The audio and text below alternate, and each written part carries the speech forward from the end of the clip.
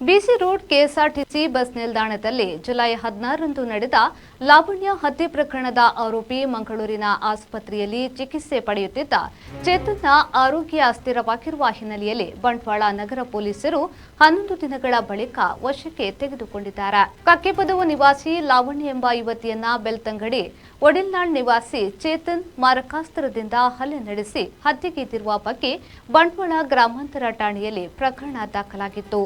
ಘಟನೆ ನಡೆದ ಬಳಿಕ ಆತ ಕಾರಿನಲ್ಲಿ ಸ್ಥಳದಿಂದ ಪರಾರಿಯಾಗಿದ್ದನು. ಘಟನೆಯ ಮರುದಿನ ಮಂಗಳೂರಿನಲ್ಲಿ ಆರೋಪಿಯನ್ನ ಪೊಲೀಸರು ವಶಕ್ಕೆ ಪಡೆದಿದ್ರು.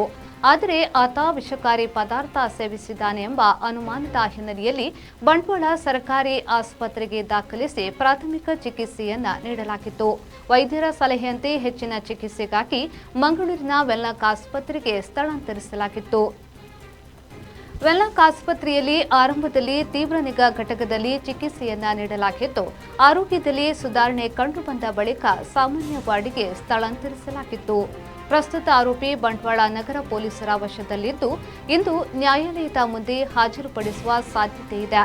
ಬಂಟ್ವಾಳ ಎಎಸ್ಪಿ ಯಶ್ ಕುಮಾರ್ ಶರ್ಮಾ ಅವರ ನಿರ್ದೇಶನದಂತೆ ಬಂಟ್ವಾಳ ನಗರ ಪೊಲೀಸ್ ಠಾಣೆಯ ಇನ್ಸ್ಪೆಕ್ಟರ್ ಅನಂತ ಪದ್ಮನಾಭ ಅವರ ನೇತೃತ್ವದಲ್ಲಿ ಈ ಪ್ರಕರಣದ ತನಿಖೆ ನಡೆಯುತ್ತಿದೆ ಎಂದು ತಿಳಿದುಬಂದಿದೆ.